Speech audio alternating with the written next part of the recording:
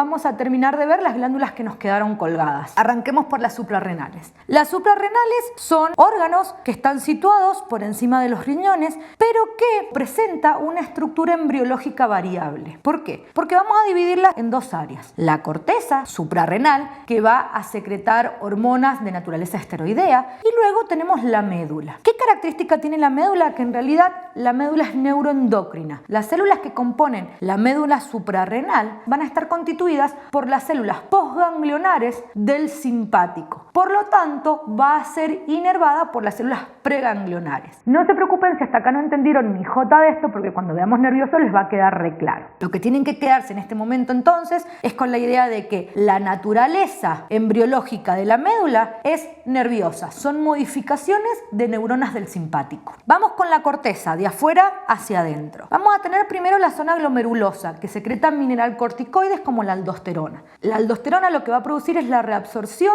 de sodio a nivel del riñón, con lo cual el agua que suele seguir al sodio también va a ser reabsorbida y con esto aumento la presión sanguínea. Por lo tanto, la aldosterona no solo va a regular la reabsorción de sodio y la excreción de potasio, sino que también de manera indirecta la presión sanguínea. Y de hecho forma parte de un sistema que se conoce como renina-angiotensina-aldosterona, que vamos a ver en otro video cuando veamos renal. Luego tenemos la zona fascicular que secreta glucocorticoides, entre ellos el cortisol. El cortisol es una hormona que va a tener como función trabajar sobre todo en situaciones de estrés, y una de sus funciones es justamente ser hiperglucemiante. ¿Qué quiere decir? Que va a disminuir la utilización de glucosa por la mayor parte de las células, promoviendo el aumento de la glucemia en sangre para que sí quede disponibilidad sobre todo del cerebro y del corazón, de modo tal de mantener la irrigación y mantener las condiciones de atención frente a situaciones de estrés. Otra de las características de estos glucocorticoides es que tienen función antiinflamatoria. Luego tenemos la zona reticular, que es la última capa de la corteza y que lo que va a producir son de manera secundaria andrógenos como testosterona. Pasemos a la médula. La médula lo que produce son catecolaminas, es decir, adrenalina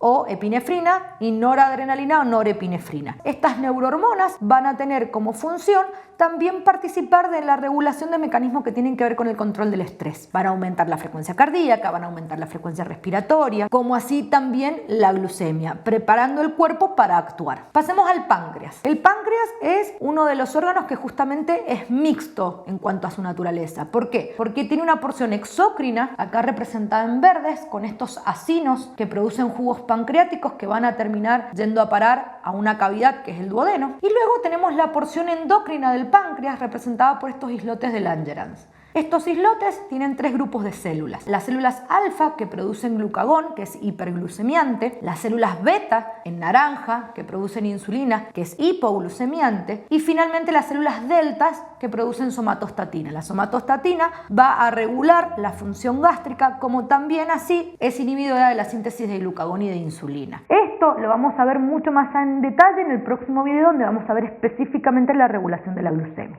Otra glándula importante es la glándula pineal. La glándula pineal, de naturaleza también neuroendocrina, produce melatonina bajo regulación de los núcleos supraquiasmáticos del hipotálamo, que básicamente van a procesar información que proviene de la retina, de la captación de luz a través de la retina, va a afectar el hipotálamo, que va a modificar la producción de melatonina. La melatonina justamente va a regular los ciclos de sueño, como así también los ritmos circadianos, es decir, las variaciones estacionales. Y de hecho su concentración varía ampliamente a lo largo del día, siendo máxima durante la noche, y con las estaciones siendo mínima durante el invierno. También participa de la regulación justamente de los relojes biológicos o cronobióticos que, entre otras cosas, por ejemplo, se alteran en situaciones como los jet lag. Nos están quedando ver las leptinas, que son hormonas producidas por el tejido adiposo y que va a tener como función regular la sensación de saciedad. También esta hormona actúa a nivel del hipotálamo y cuando aumenta la ingesta alimenta, aumenta la producción de leptina, que va a justamente inducir producir la sensación de saciedad. Finalmente nos están quedando las prostaglandinas. Al principio de toda esta serie de videos